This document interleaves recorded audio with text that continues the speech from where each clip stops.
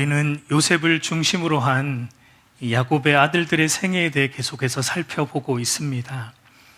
창세기 40장에서 이 바로의 왕의 최측근이었던 술 맡은 관원장과 떡 굽는 관원장이 바로에게 어떠한 죄를 지었고, 그로 인해 요셉이 있는 감옥에 또 들어왔고, 또 한날 두 사람이 비슷한 꿈을 꾸게 되었는데 자기들의 지혜로는 도무지 해석할 수가 없었습니다. 그때 이제 하나님의 사람 요셉, 하나님이 주신 지혜로 그들의 꿈을 해석해 주었는데, 술 맡은 관원장의 꿈은 3일 뒤에 다시 복직되는 것이었다면 이 떡 굽는 관원장의 꿈은 3일 뒤에 처형되는, 죽게 되는 것이었던 것을 우리가 보았습니다. 그래서 요셉이 여러분 다시 복직될 술 맡은 관원장에게 이렇게 말했던 것을 우리가 보았죠. 우리 창세기 40장 14절에서 15절 한번 같이 읽어보겠습니다. 당신이 잘 되시거든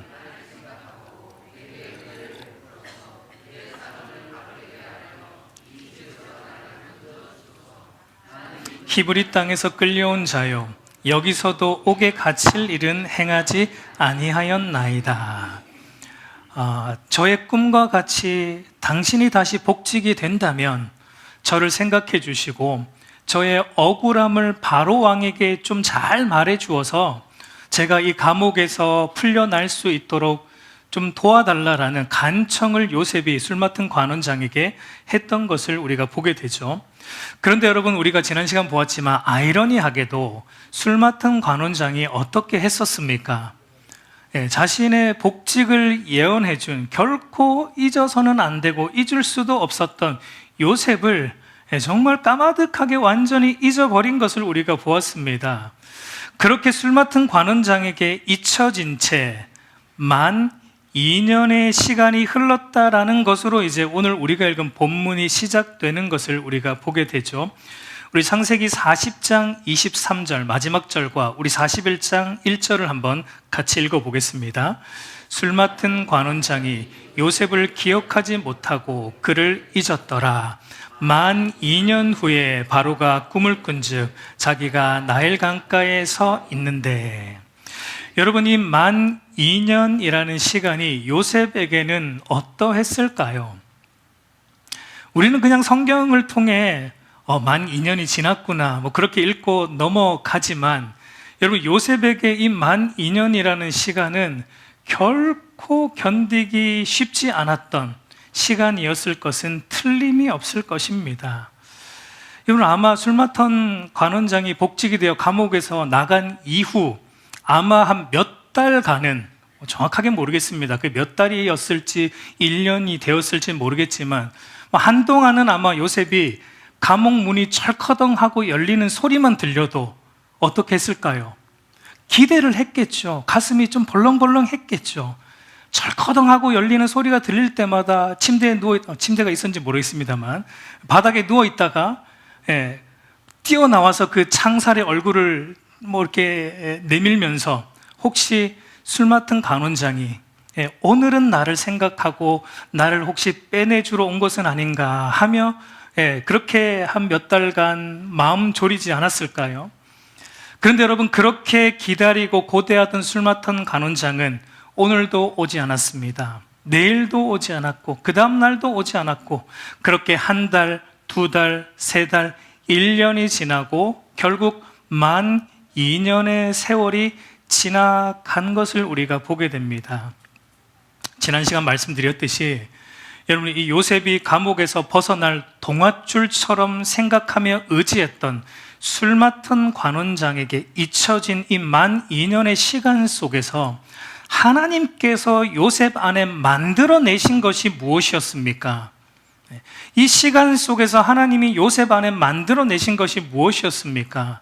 하나님께 소망을 두기보다 사람에게 소망을 두는 것이 이처럼 허망하다.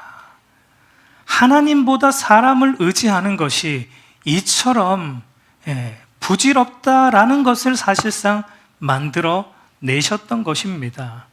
분명 요셉은 하나님과 동행하며 또 하나님을 의지하는 믿음의 사람이었고, 그리고 또한 하나님이 주신 계시를 통해 자기가 언젠가는 자기의 가족은 물론이며 열방을 어떻게 살려낼 거라는 어떠한 정확하게 몰랐더라도 어렴풋이 그런 일을 하게 될 것이라는 것을 하나님이 주신 꿈을 통해, 계시를 통해 알고 있었지만 그 일이 언제 이루어질지 모르니까, 언제 끝날지 모르는 이 노예 생활과 감옥이라는 이 환란의 상황 속에서 요셉이 그 순간에 했던 것이 뭐냐면, 눈에 보이지 않는 하나님과 하나님이 주신 그 말씀을 붙잡고 의지하기보다는 당장 눈에 보이고 당장 손에 잡히는 술 맡은 관원장이라는 든든한 백, 이 백을 요셉이 더 붙들기 시작을 했고 더 의지하기 시작했었던 것이었습니다.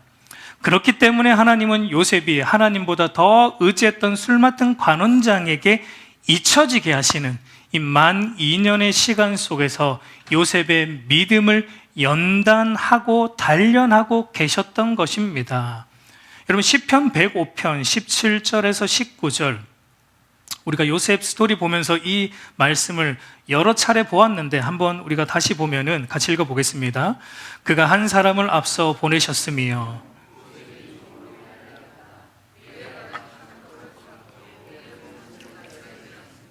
곧 여호와의 말씀이 응할 때까지 그의 말씀이 그를 단련하였도다. 여러분, 사람에게 잊혀진 이 만 2년의 시간은 요셉이 하나님께 단련받는 훈련의 시간이었다라고 시편 기자가 해석하고 있어요. 무엇에 대한 훈련이고 무엇에 대한 단련입니까? 사람에게 잊혀지는 게 익숙해지는 훈련과 단련이에요. 무슨 말이냐면, 사람을 의지하기보다 오직 하나님만 의지하는 이 영적 근육을 키우는 단련, 사람에게 소망을 두기보다 오직 하나님께만 소망을 두는 이 영적 근육을 키우는 훈련과 단련의 시간이었습니다. 여러분, 다윗도 10대 소년일 때 사무엘 선지자에게 기름 부음 받아 왕이 될 것을 알았지만, 그러나 그 즉시 왕이 된 것이 아니라 얼마나 걸렸습니까? 10년이 훨씬 넘는 세월 동안 사울에게 쫓겨다니는 어떤 그 연단의 시간을 거쳐서 몇 세에? 30세에, 마치 요셉이 30세에 총리가 된 것처럼 다윗도 30세에 왕이 되었는데 왜 하나님이 그렇게 하셨습니까? 다윗으로 하여금 사람을 의지하는 것이 부질없음을 몸소 경험하게 하심으로 오직 하나님께만 소망을 두는 왕다운 왕으로 만들어 가시기 위해, 오직 하나님만을 신뢰하는 왕다운 왕으로 만들어 가시기 위해 하나님이 그 시간을 두셨던 거예요.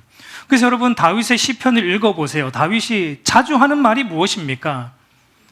다윗이 자주 시편으로 하는 말이 뭡니까? 하나님이 나의 소망이며, 하나님이 나의 피난처이며, 하나님이 나의 환난 날의 큰 도움이며, 이런 표현을 다윗의 시편에 많이 나옵니다. 몇 가지만 한번 찾아볼까요? 우리 시편 28편 7절 같이 읽습니다. 여호와는 나의 힘과 나의 방패이시니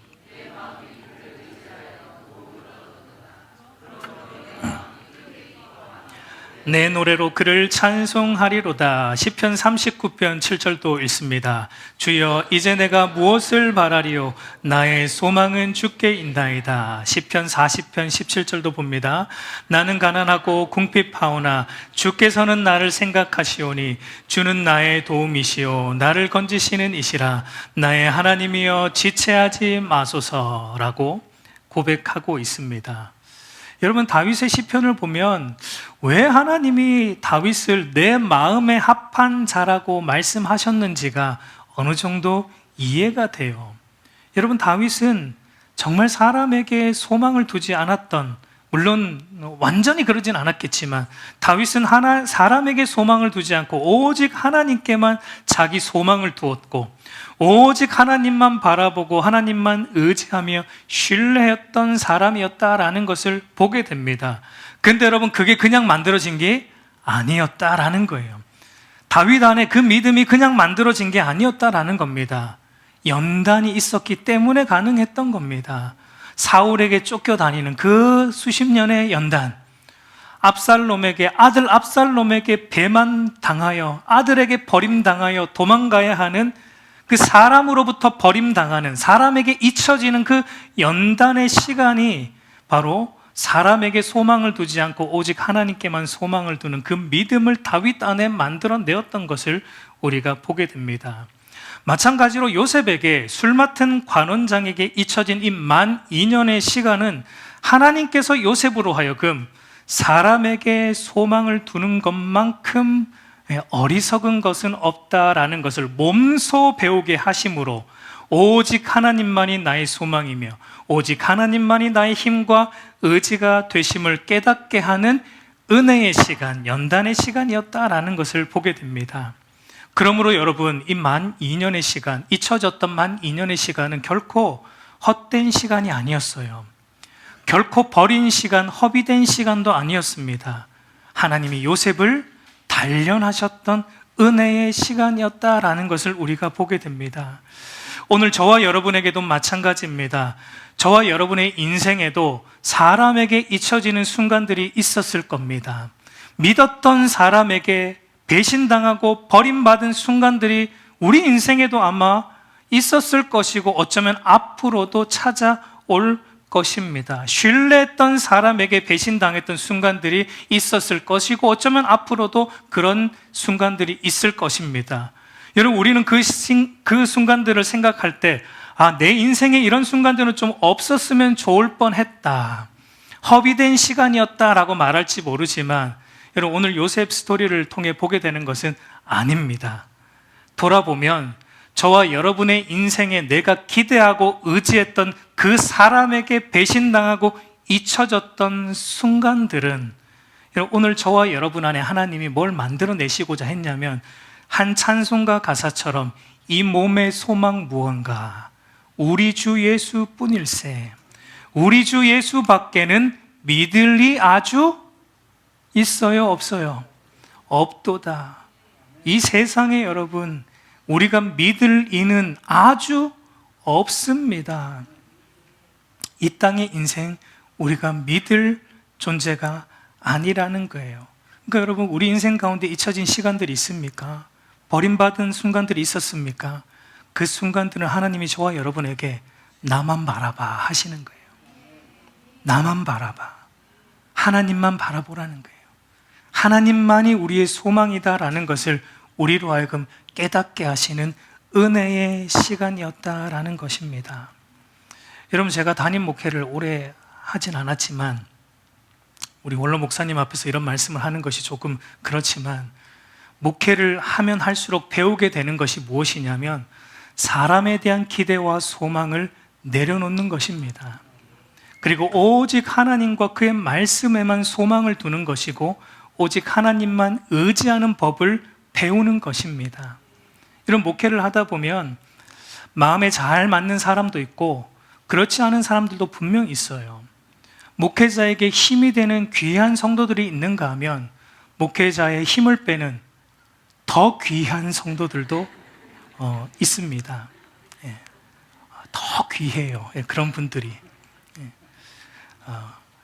그때 여러분, 목회자가 자주 범하는 실수가 뭐냐면 자기 마음에 맞는 사람, 자기에게 힘을 주는 사람을 하나님보다 더 의지하려고 한다라는 겁니다. 물론 우리가 말은 그렇게 안 하죠. 목회자들이 말을 그렇게 하겠습니까? 그런데 가만 보면은 하는 행동이나 어떤 마음 속을 들여다보면 분명 하나님보다 자기에게 힘을 주는 그 사람을 더 의지하려고 하고 더 붙들려고 하는 일들이 목회자들 안에도 여러분 일어나는 것을 우리가 보게 돼요. 근데 하나님은 여러분 정확하십니다. 그렇게 되면 여러분, 하나님이 기대했던 그 사람에 대한 기대를 철저하게 무너뜨리십니다. 그러면서 여러분 또 배우게 되는 것이 뭐냐면, 그렇지, 사람은 의지할 대상이 아니구나. 사람은 품고 기도해 주어야 될 연약한 존재이지. 내가 의지하고 소망할 분은 오직 한 분 하나님밖에 없구나라는 것을 하나님은 목회자뿐만 아니죠. 이것은 모든 성도들에게 하나님은 그걸 깨닫게 하는, 그게 신앙생활이에요, 여러분. 사람에 대한 기대를 계속 내려놓는 것이, 그리고 하나님만 의지하고 소망하는 것이 여러분 우리의 신앙생활이에요. 하나님은 그 일을 우리 안에 만들어내시기 위해 잊혀지게도 하시고 버림받게도 하시고, 예수님도 여러분 배신당하셨죠. 예수님은 하나님만 붙드셨죠. 그 순간에 여러분 그것을 우리에게 하나님이 만들어내고 계신 겁니다. 그렇다고 해서 여러분 사람을 무시해라 그런 말은 또 아니에요. 사람을 외면하고 살아라 그런 말은 아닙니다. 우리가 한 형상으로 지음받은 다른 사람들을 정말 내 몸과 같이 사랑하고 섬겨야 함이 마땅하지만, 그러나 우리의 궁극적 소망과 의지와 신뢰의 대상은 사람이 아니라 하나님이시다라는 것을 말하고 있는 겁니다. 이 땅의 것들에, 이 땅의 인생들에게 우리의 소망을 두지 않기를 간절히 소망합니다. 여러분, 이처럼 사람에게 잊혀진 만 2년의 훈련 기간을 통해 요셉은 여러분 이제 여러분 영적 근육이 만들어졌어요. 이제 요셉은 하나님만 붙들고 소망하는, 하나님만 의지하고 신뢰하는 참 신앙의 근육이 그의 안에 생기게 되었다라는 것을 이제 우리가 보게 됩니다. 그 말은 여러분 이제 하나님의 때가 되었다라는 말이에요. 이제 하나님의 정해진 시간이 되었다라는 말입니다. 그래서 오늘 본문, 우리 1절에서 읽은 오늘 본문 만 2년 후에라는 이 말, 이 시간적인 부사를 좀 다르게 표현을 하자면 이렇게 표현할 수 있을 것 같습니다. 만 2년 후에라는 말로 시작하는데, 이것을 여러분 제가 좀 각색을 했는데 다르게 표현하면 이제 요셉의 인생 다음 스텝으로 넘어갈 하나님의 정해진 시간이 되었다라는 의미예요. 만 2년 후에라는 말은 이제 하나님이 요셉의 인생에 준비한 정해진 다음 스텝으로 넘어갈 하나님의 시간이 되었다라는 의미입니다. 여러분, 하나님의 때가 되었어요. 하나님이 정해진 시간이 되었을 때 하나님이 어떻게 역사하십니까? 하나님은 애굽의 최고의 권력자인 바로 왕을 움직이기 시작합니다. 그에게 꿈을 주어 장래 일에 대해 보여주십니다. 여러분, 창세기 41장이 창세기에서 가장 긴 장이에요. 왜 가장 긴가? 이 꿈 얘기가 계속 반복해서 나와서 가장 긴 장입니다. 우리가 읽었지만 2절에서 7절을 보면 바로 왕이 두 개의 꿈을 꿉니다. 첫 번째는 나일강에, 애굽 사람들이 신성시 여기는 그 나일강에 한 아름답고 살찐 7 암소가 서 있는데, 갑자기 그 뒤에 흉악하고 파리한 다른 7 암소가 올라와서 아름다운 그 살찐 7 암소를 잡아먹는 꿈입니다. 뭔가 여러분, 좋은 꿈이에요? 좋지 않은 꿈이에요? 뭔가 불길한 꿈인 건 우리가 딱 봐도 알겠죠.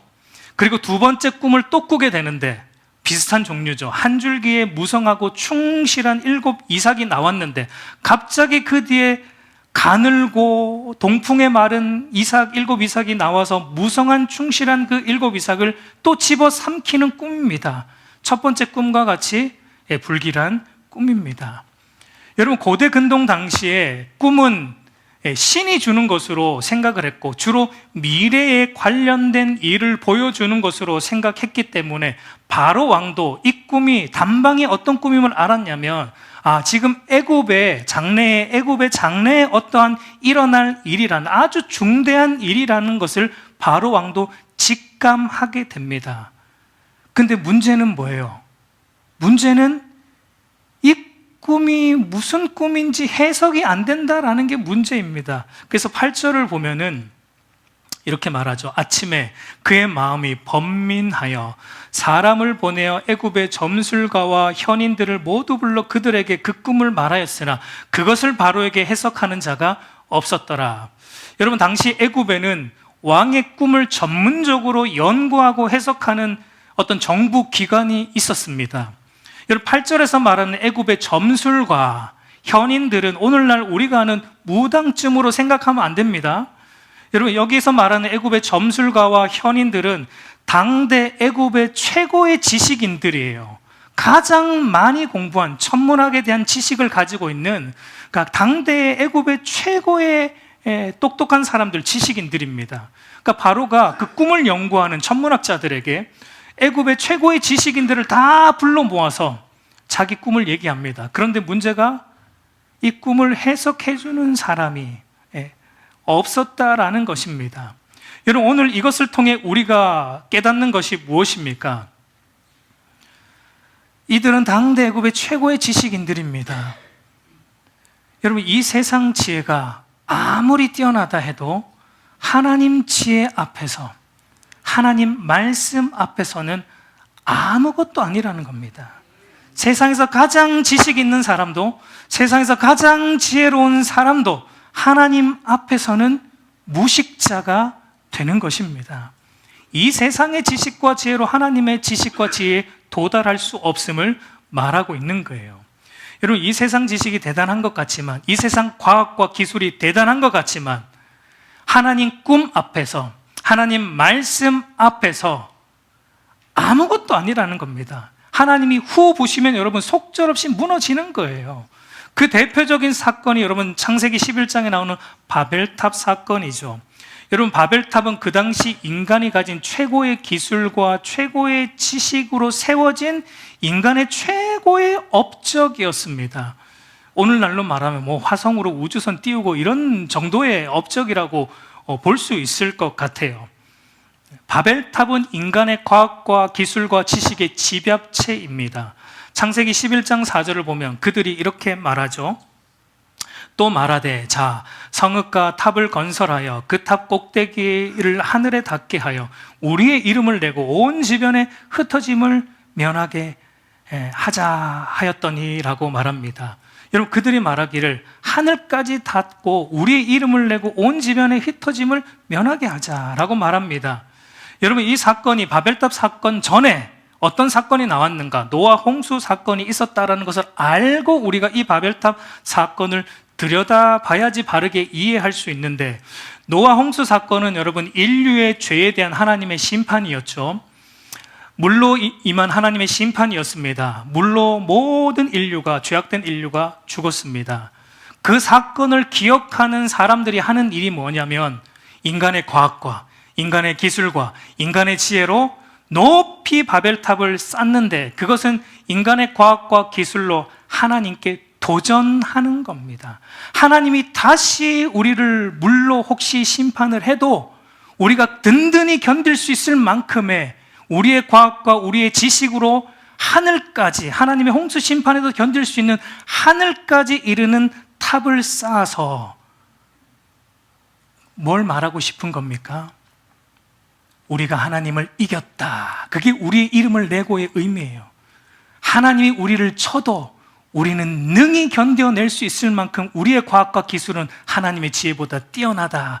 우리가 하나님을 이겼다라는 우리의 이름을 내고 싶은 인간의 죄악된 그 집약체가 바벨탑 사건입니다. 그러니까 쉽게 말하면 하나님 없이도 인간의 지식과 지혜로 얼마든지 잘 먹고 잘 살 수 있다라는 것을 보란듯이 보여주자라는 게 바벨탑 사건이고, 그 사건이 지금 오늘 이 역사 속에서도 계속 일어나고 있는 것입니다. 근데 여러분, 재밌는 것은 그에 대한 하나님의 반응이에요. 우리 창세기 11장 5절 한번 같이 읽어보겠습니다.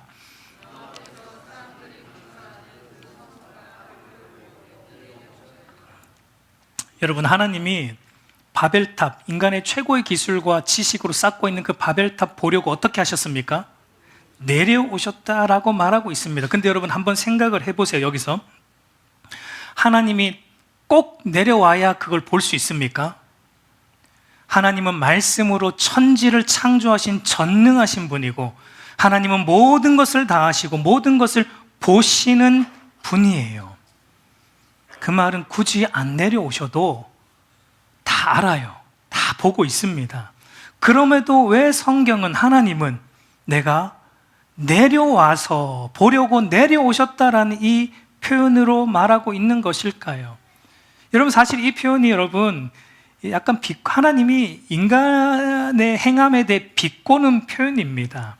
그러니까 이런 거예요. 지금 너희가 최고의 기술과 지식으로 하늘까지 닿는 최고의 탑을 쌓고 있는데, 그런데 내가 하늘에서 아무리 내려다봐도 안 보인다. 안 보인다. 아무리 내려다 보려고 해도 너희가 하는 일이 안 보인다.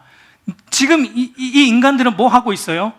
하늘에까지 닿는 탑, 우리가 하나님을 이겨보자라고 우리의 기술과 우리의 지식으로 최고의 탑을 쌓고 있는데, 지금 하나님이 하는 말이 안 보인다. 안 보인다 내가 하늘에서 아무리 봐도 그래서 내가 내려올 수밖에 없다. 내가 내려와야지만 니들이 하는 그 꼬라지를 내가 볼 수 있다라고 하나님이 비꼬고 있는 거예요. 내가 내려와야지만 볼 수 있는데 그게 무슨 최고의 기술이고 최고의 과학이고 최고의 지식이라고 떠벌리고 있느냐라고 비꼬는 표현이 내가 보려고 내려왔다라는 표현입니다. 실제로 안 보인다는 말이 아니라 너희가 아무리 최고의 기술과 지혜로 높이 쌓아 올린다 한들 하나님 보실 때 아무것도 아니라는 겁니다. 그래서 결국 하나님이 후 보시니까 그 인간들은 어떻게 되었습니까? 흩어짐을 면하게 하자라고 쌓고 있는 건데, 근데 하나님이 후 보시니까 이들이 어떻게 돼요? 다 흩어졌습니다. 다 흩어졌어요. 여러분, 오늘날도 세상이 그렇게 말하고 있어요. 오늘날도 이 세상은 과학과 기술의 진보로 인해 인간의 삶이 마치 영원할 것처럼 말하며 생명의 주관자이신 하나님께 도전장을 던집니다. 지구뿐만 아니라 화성으로까지 이주하여 새로운 인간의 삶을 창조할 수 있을 것처럼 말하며 창조주 하나님께 도전장을 던집니다. 여러분, 믿지 마세요. 믿지 마세요. 하나님이 후 보시면 어떻게 돼요?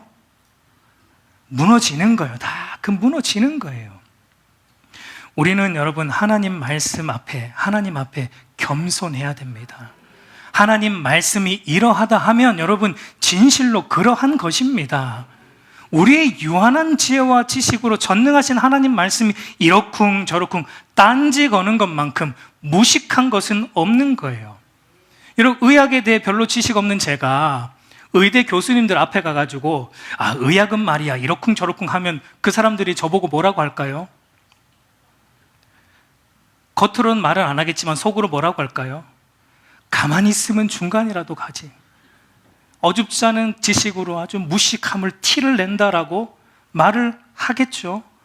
우리 인간들이 여러분 하나님 앞에 그러고 있는 것과 같아요. 우리 인생을 지으시고 모든 만물을 지으신 창조주 하나님 앞에서 인생에 대한 모든 답을 가지고 계신 전능하신 하나님 앞에서 우리의 인간의 어줍지 않은 지식과 지혜로 인생을 논하고 있으니, 어줍지 않은 내 소견으로 잘 산다라고 하고 있으니 이 얼마나 무식한 일입니까? 여러분, 오늘 아침에 제가 일어나서 교회 올 걸 준비하면서 자고 있는 저희 막내 요한이를 깨웠습니다. 아직까지 저랑 같이 잡니다. 깨웠습니다. 그랬더니 요한이가 하는 말이 내가 알아서 할게 그러더라고요. 내가 알아서 할게 그러더라고요. 내버려 두란 말이죠. 가만 생각해 보니까 저도 어렸을 때 부모님에게 그 말을 참 많이 했던 것 같아요. 부모님이 뭐 시키면 뭐 하라고, 이렇게 하라고 하면 내가 알아서 할게요. 제가 알아서 할게요. 제가 알아서 할게요. 근데 문제는 여러분 뭐죠? 대체로 알아서 잘 합니까? 못합니까? 잘 못해요. 대체로 알아서 잘 못합니다. 근데 여러분 가만 또 생각해 보니까 우리가 하나님 앞에서도 이 말을 자주 합니다. 하나님 말씀이 이러하다고 하는데 그때 우리가 뭐라고 말하죠? 하나님, 제가 알아서 할게요. 사사기의 표현으로 바꿔 말하면 하나님, 내 소견에 옳은 대로 할게요. 제가 할게요. 하나님, 제가 알아서 할 테니까 하나님 내버려 두세요. 저도 생각이 있고요, 저도 지식이 있고 지혜가 있어요. 저도 다 알아서 합니다. 하나님 내버려 두세요. 그게 무식한 거예요. 여러분, 그게 하나님 앞에서 무식한 거예요. 여러분, 전능하신 하나님 앞에서 어줍지 않은 내 소견을 내려놓는 은혜가 있기를 소망합니다. 하나님 말씀이 전적으로 옳습니다라고 아멘함으로 그의 말씀에 나의 전 존재를 굴복시키고 순종하는 것이 참 겸손이고 참 지혜인 줄로 믿습니다. 그래서 여러분, 이스라엘 역사상 가장 지혜롭다고 말하는 솔로몬이 이렇게 말을 했어요. 잠언 9장 10절을 보면 여호와를 경외하는 것이 지혜의 근본이요 거룩한 자를 아는 것이 명철이니라 라고 말합니다. 여러분, 하나님을 경외하며 그의 말씀에 우리의 전 존재를 굴복시키며 순종하는 것이 참 겸손이며 참 지혜입니다. 이런 겸손과 지혜가 저와 여러분 안에 있기를 간절히 소망합니다. 그래서 여러분, 지난 시간 말씀드렸듯이 그리스도인의 인생, 하나님과 동행하는 그리스도인의 인생에는 그렇기 때문에 답을 가지고 사는 거예요. 우리는 그렇기 때문에 답을 가지고 있는 겁니다. 인생을 지으신 하나님과 동행하고 있기 때문에, 인생의 주권자이신 하나님과 동행하기 때문에 우리는 인생의 답을 가지고 사는 겁니다. 그렇기 때문에 그리스도인들만 뭘 할 수 있냐면 길을 찾을 수 있고 답을 찾을 수 있을 뿐만 아니라 또한 답이 없는 인생들, 이 세상 사람들, 길을 잃고 헤매는 번민하는, 바로처럼 번민하고 답을 찾지 못해 번민하는 이 세상 인생들에게도 우리가 답을 줄 수 있는 거예요. 우리만 답을 가지고 사는 게 아니라 이 세상에 답을 줄 수 있는 인생들이 하나님과 동행하는 저와 여러분인 것입니다.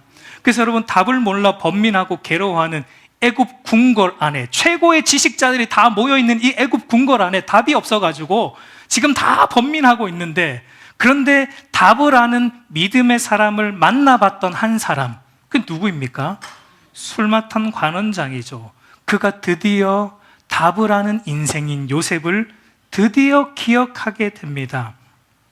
9절에서 13절을 보면 술 맡은 간원장이 드디어 요셉을 기억하고 바로에게 말하죠. 자기의 과거의 죄를 이제 꺼내면서, 과거에 자신과 떡 굽는 간원장이 죄를 지어 옥에 갇혔을 때 자신들도 꿈을 꾸어서 해석이 안 돼서 번민하고 있었는데, 그때 히브리 사람, 히브리 종 요셉인데, 겉으로 볼 때는 그냥 종인데, 근데 그가 그 꿈을 해석해 주었고 그 꿈대로 내가 복직이 되었고, 떡 굽는 간원장은 처형된 것을 말하면서 이 꿈에 대한 답을 가지고 있는 한 사람을 제가 압니다라고 바로에게 드디어 말하게 돼요. 기억하게 됩니다. 근데 여러분, 술 맡은 간원장이 왜 만 2년이 지난 지금에서의 요셉을 기억해낸 것일까요? 바로의 꿈이라는 매개체가 있었지만 궁극적으로 만 2년에 지난 지금이 요셉을 향한 하나님의 때이기 때문입니다. 요셉을 향한 하나님의 시간이기 때문입니다. 그러면 또 다시 한번 질문합니다. 왜 하필 만 2년이라는 시간이었을까? 여러분, 고대 근동학을 연구하는 학자들의 말에 의하면 당시 애굽법으로 애굽 총리가 될 수 있는 나이가 몇 세였다라고 말합니까? 30세 이상부터였다라고, 총리로 세울 수 있는 나이가 30세 이상이었다라고 말합니다. 재밌게도 율법으로 제사장이 되는 나이도 30세였고요. 다윗이 왕이 된 나이도 30세였고요. 예수님의 공생의 시작도 30세였고요. 고대 근동에서 이 30세는 굉장한 어떤 의미를 가지고 있었던 것 같습니다. 중요한 건 아닌데 저도 30세에 결혼했습니다. 네. 여러분, 요셉의 나이를 생각해 볼 때 술 맡은 간원장이 복직되자마자 그때 요셉을 잊어버리지 않고 기억했다면, 그래서 그때 요셉을 불러냈다면, 그때 요셉의 나이는 계산해 보면 28세 정도가 되겠죠. 네. 그죠? 30세에 그가 총리가 되었으니까 27세, 28세 정도가 되었겠죠. 여러분, 그때 감옥에서 나오게 되었다면 아마 술 맡은 간원장이 바로의 어떤 명을 받아 호의를 베풀어서 자유를 얻었을 것이고, 아버지가 있는 헤브론 땅으로 돌아갔을 수도 있었겠죠. 그렇게 되면 당장은 좋았을지 몰라도 요셉이 애굽의 총리가 되는 일은 일어나지 않았을 것이고, 장차 있을 대흉년, 7년 대흉년으로 인해 야곱의 가족은 물론이고 고대 근동 그 일대의 많은 이들이 다 어쩌면 기근으로 죽음을 당했을 것입니다. 그러나 하나님은 이 만 2년이라는 세월 동안 술 맡은 간원장의 기억에서 요셉을 지우심으로, 한편으로는 하나님보다 인간을 더 의지하고 신뢰하는 것이 얼마나 허망한 것인지 오직 하나님만 의지하는 그 믿음을 요셉 안에 만들어내셨고, 다른 한편으로는 장차 하나님의 언약 백성 이스라엘뿐만 아니라 그 일대의 고대 근동의 모든 사람들을 살려낼 수 있는 애굽의 총리로 요셉을 준비시키는 기간으로 삼으셨다라는 것을 우리가 보게 됩니다. 우리가 알듯이 여러분, 요셉이 갇혀있던 감옥은 일반 감옥이 아니었습니다. 바로의 친위 대장이었던 보디발 장군에 있는 개인 감옥으로 고위 관료들만 들어오는 고위 관료들만 가두는 감옥이었어요. 여러분, 요셉이 그 감옥에 있는 시간 동안 요셉이 그 감옥을 또 총괄하면서 보필하면서 무엇을 배웠습니까? 애굽의 정치인들과 이제 관계를 맺으면서 애굽의 문화도 배웠을 것이고, 애굽의 정치도 배웠을 것이고, 애굽의 법률도 배웠을 것이고, 많은 것들. 요셉이 워낙 성실한 사람이잖아요. 그 감옥에서 시간을 허비하지 않았고, 그는 애굽의 정치를 공부하고, 애굽의 법률을 공부하고, 애굽의 많은 것들을 총리로서의 자격을 갖출 수 있도록 그 만 2년의 시간 동안 그는 시간을 허비하지 않고 열심히 애굽 문화와 정치에 대해 공부했습니다. 하나님이 그렇게 만들어 가고 계셨던 거예요. 그러니까 여러분, 이것을 통해 우리가 무엇을 보게 되냐면 하나님의 때, 하나님의 시간은 완전하다는 겁니다. 완전하다는 거예요. 요셉이 애국과 온 나라를 지혜롭게 다스릴 수 있는 30세가 되기까지 하나님께서 차근차근 준비해 가고 계셨다라는 것입니다. 요셉은 술 맡은 간원장으로부터 자신이 잊혀진 만 2년의 시간 속에서 마치 시간이 허비되는 것 같고, 하나님이 왜 나를 돌보지 않는가라고 하나님의 부재를 어쩌면 썼을 수도 있지만, 그러나 하나님은 그 시간 동안 요셉을 단 한순간도 잊지 않으셨고, 요셉으로 하여금 하나님만 의지하는 사람으로 만들어 가시며, 또한 애굽의 총리로서의 자격도 갖추게 하고 계신 것을 우리는 보게 됩니다. 여러분, 하나님의 때와 하나님의 일하심은 완전합니다. 완벽합니다. 그 말은 다르게 말하면 여러분, 하나님이 시간의 주인이시다라는 얘기예요. 여러분, 우리는 시간의 주인이 아닙니다. 여러분, 우리는 어렸을 때부터 길들여진 것이 하나 있어요. 그게 뭐냐면 시간표 짜는 거. 시간표 짜는 거. 여러분, 초등학교 때 되면, 방학만 되면 제일 먼저 하는 게 뭡니까? 동그라미 많이 그리셨죠? 하루 일과표 짜는 거 아닙니까? 요즘도 하는지 모르겠습니다만 제가 초등학교 때만 해도 방학만 되면 동그라미 그렸어요. 그래서 이렇게 나누고 언제 취침, 언제 일어나고 시간표 짜는 거예요. 그리고 우리가 그 시간표에 맞추어서 생활하는 훈련 우리가 했습니다. 그런 게 우리 몸에 익어서 그런지 몰라도 우리는 착각을 합니다. 마치 내가 짠 시간표대로 내 인생이 흘러갈 것처럼, 시간을 내가 마치 컨트롤할 수 있을 것처럼 착각합니다. 여러분, 아니에요. 우리는 시간을 절대로 컨트롤할 수 없습니다. 내가 짠 시간표대로 된다고 생각하는 것만큼 어리석은 착각은 없어요. 그것은 굉장한 오만이에요. 많은 이들이 자신의 인생의 몇 년 계획, 어떤 인생의 몇 년 플랜을 짭니다. 그게 나쁘다는 건 아니에요. 근데 마치 내가 짠 인생 계획표대로 움직여질 거라고 철석같이 믿는 것은 어리석은 거예요. 성경은 그렇게 말하지 않아요. 우리는 마치 그런 계획표 잘 세우는 사람을 계획성 있는 사람으로 보지만, 여러분, 성경은 그렇게 말하지 않아요. 성경이 말하는 계획성 있는 사람, 미래를 잘 준비하는 사람은 어떤 사람이냐? 하루하루 하나님 말씀 앞에서 성실하게 순종하며 사는 사람이 가장 계획성 있는 사람이고 가장 미래를 잘 준비하는 사람이에요. 왜냐하면 시간을 창조하신 분이 하나님이시고 시간의 주인은 하나님이시기 때문이에요. 여러분, 창세기 1장 1절을 보면 우리가 다 외우죠. 태초에 하나님이 천지를 창조하시니라. 여기서 우리는 흔히 하나님이 천지를 창조하셨다는 것에만 관심을 두지만 태초라는 말이 사실은 중요해요. 태초, 영어로 in the beginning이라고 되어 있고 히브리어로 베레시트라는 말인데, 이 베레시트라는 말이 두 개의 단어가 합쳐집니다. 베라는 전치사는 안으로, 들어오다, 안으로란 뜻이고, 레시트가 시간이라는 명사입니다. 그러니까 여러분, 하나님이 천지를 창조하시기 전에 먼저 만드신 게 뭐라는 얘기예요? 시간을 만드셨어요. 하나님은 영원에 계신 분이에요. 하나님은 시간이 필요 없는 분이에요. 하나님은 천지를 만들기 전에 먼저 시간이 이 역사 속에 들어오도록 시간을 창조하신 분이다라는 겁니다. 그 말은 시간의 주인은 하나님이시고 하나님이 모든 시간을 매니지먼트하고 있다라는 것입니다. 여러분, 하나님이 우리에게 이 시계는 주셨을지 몰라도 시간은 우리에게 주시지 않았다라는 사실을 기억하시기 바랍니다. 여러분, 시간은 하나님께 속한 거예요. 우리가 컨트롤할 수 있는 게 아니에요. 우리는 어린아이처럼 떼쓰며 하나님 지금이 최적의 시간입니다. 만 2년 후가 아니라 지금이에요. 하나님 지금이에요. 하나님 지금이 최적의 시간입니다라고 어린아이처럼 늘 떼쓰지만 하나님은 자주 우리에게 말합니다. 아니, 지금은 때가 아니야. 지금은 때가 아니야. 만 2년 더 기다려야 돼. 저와 여러분의 인생에 더 기다려야 되는 하나님의 시간이 있다라는 것입니다. 훈련의 시간이 우리 인생에 있다라는 거예요. 여러분, 전도서 3장을 보면 천하 만사가 다 때가 있다고 말하죠. 전도서 3장 1절에서 4절을 보면은 우리 한번 같이 읽겠습니다. 범사에 기한이 있고 천하 만사가 다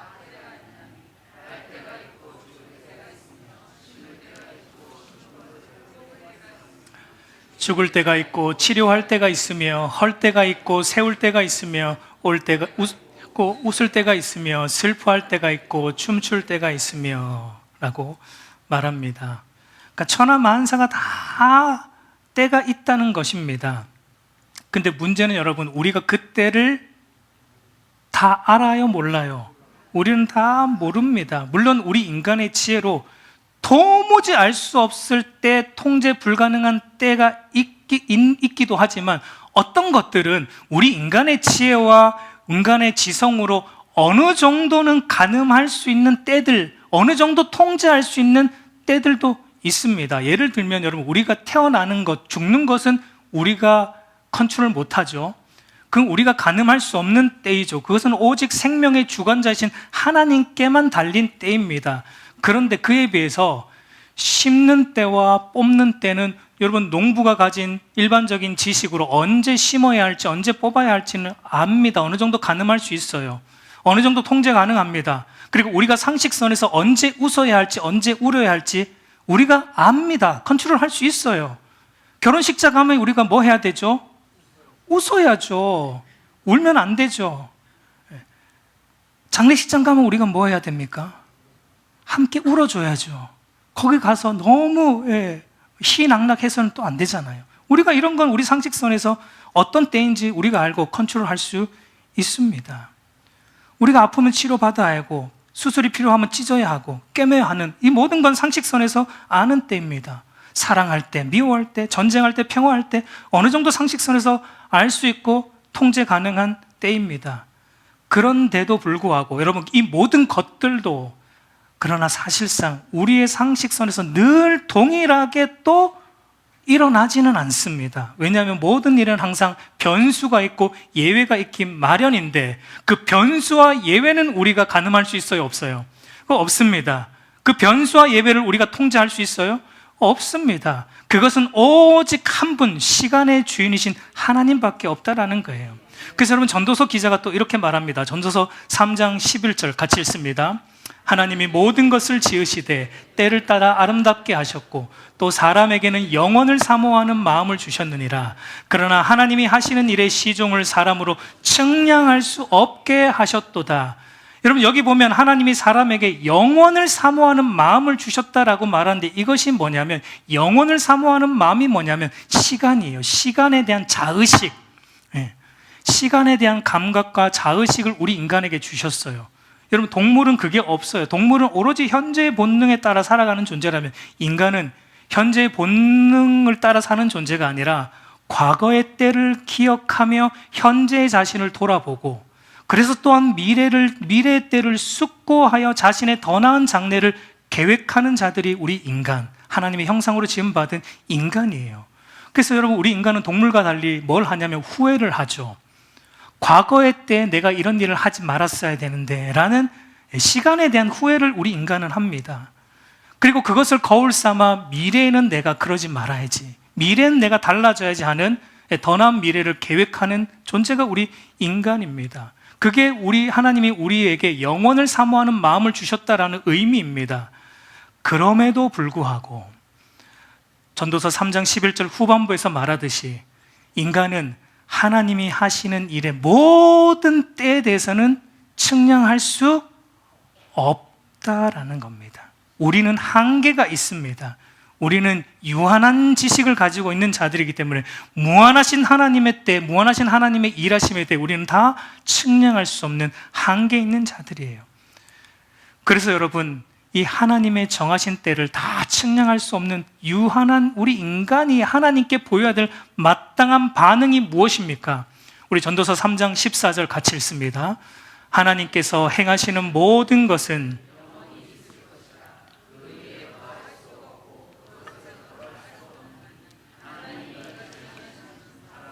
그의 앞에서 경외하게 하려 하심인 줄 내가 알았도다. 우리가 여러분 만사의 때를 다 측량할 수 없는 것은 하나님이 우리 인간으로 하여금 무엇을 하게 만드시려고, 시간의 주인이신 하나님을 경외하게 만드시려고, 하나님만이 이 모든 것을 컨트롤하시고 통제하시는 분이심을 믿게 하시려고, 그 하나님 앞에 두려워 떨므로 그 하나님 말씀에 순종하며 살아가게 하시려고 하나님이 우리에게 이렇게 하셨다라고 말하고 있어요. 그러니까 여러분, 인간의 지혜가 아무리 뛰어나도, 인간의 과학과 기술이 아무리 뛰어난다고 해도 인간은 자신의 한 치 앞도 내다볼 수 없는 연약한 존재인 것을 부정할 수 없어요. 우리는 마치 내일도 또 올 것처럼 생각하며 살아가지만 그거 여러분 누가 압니까? 장담할 수 없습니다. 저와 여러분에게 내일이 있다고 여러분 장담할 수 있습니까? 우리는 당연하게 믿지만 사실 오늘 이 밤에 하나님이 불러가실 수 있습니다, 여러분. 있어요. 하나님께 달린 것입니다, 그것은. 그러므로 저와 여러분에게 필요한 것은 하나님의 때, 하나님의 일하심이 완벽하다라는 것을 믿고 시간의 주인이신 하나님만을 의지함으로 그 믿음으로 하나님의 때를 기다리며 매 순간 하나님 백성답게 말씀대로 순종하며 살아가는 것입니다. 이제 말씀을 맺겠습니다. 여러분, 시간의 주인이신 하나님을 알고 하나님의 때와 시간을 기다린다라는 것은 결코 수동적인 것이 아닙니다. 나는 아무것도 안 하고 시간의 주인이신 하나님이 알아서 하시겠지 하고 무작정 기다린다는 의미도 아니에요. 시편 40편 1절을 우리 마지막으로 한번 같이 보겠습니다. 내가 여호와를 기다리고 기다렸더니 그를 기울이사 나의 부르짖음을 들으셨도다. 여러분, 다윗은 하나님을 기다립니다. 기다리고 기다립니다. 그렇다고 해서 마냥 손 놓고 있지는 않았어요. 다윗이 기다리며 하고 있는 게 무엇입니까? 다윗이 오랜 세월 기다리며 사울에게 쫓겨가는 그 오랜 세월 동안 기다리고 기다리며 다윗이 계속해서 기다림 속에서 하고 있는 게 무엇입니까? 하나님께 나아가서 부르짖는 거예요. 하나님께 나아가서 하나님을 붙드는 거예요. 하나님께 나아가서 하나님 말씀에 하루하루 그냥 주어진 그 광야의 삶 속에서 하루하루 하나님 말씀에 순종하며 살아가는 거예요. 여러분, 요셉을 보세요. 술 맡은 간원장에게 잊혀진 만 2년의 시간 속에 요셉은 그저 한탄하고 원망하며 시간을 낭비하지 않았습니다. 하나님의 때를 기다리며 전에 하던 대로 하나님과 동행하며, 비록 이곳이 감옥일지라도 요셉은 그 순간 하나님의 때를 기다리며 하나님 앞에서 거룩한 하나님 백성답게 하루하루 말씀에 순종하며 살았고, 하루하루 하나님과 사람 앞에서 정식과 성실함으로 주어진 하루하루를 살아갔어요. 그리고 미래를 준비했어요. 애굽 정치를 공부하며 미래를 준비해 나갔던 것을 우리는 보게 됩니다. 여러분, 이처럼 하나님의 때, 하나님의 일하심을 기다리는 믿음의 사람은 적극적으로 믿음으로 반응하며 사는 사람이에요. 주어진 일에 있어서 게으르지 않습니다. 절대 믿음의 사람은 게으르지 않아요. 믿음의 사람은 주어진 일에 있어서 하나님과 사람 앞에서 정직함으로, 성실함으로 매 순간 행하는 사람이에요. 이것이 여러분, 시간의 주인이신 하나님을 믿음으로 하나님의 때를 기다리는 믿음의 사람입니다. 오늘 저와 여러분의 인생에도 잊혀진 만 2년의 시간 속에 들어와 있는 분들도 있을 것입니다. 여러분, 그 시간은 길이 보이지 않는 시간이에요. 길이 보이지 않는 답답한 시간일 겁니다. 그러나 우리 인생의 길은 누가 내십니까? 시간의 주인이신 하나님이 내십니다.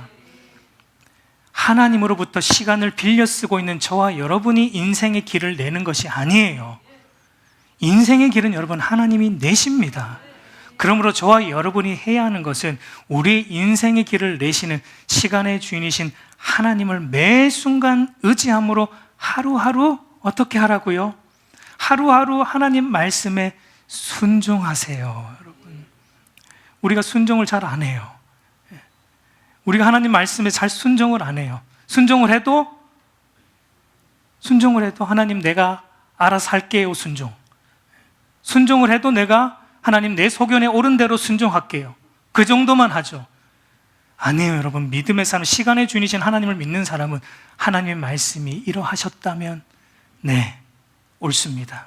전적으로 그 말씀에 나 자신의 인생을 던져놓고 순종합니다.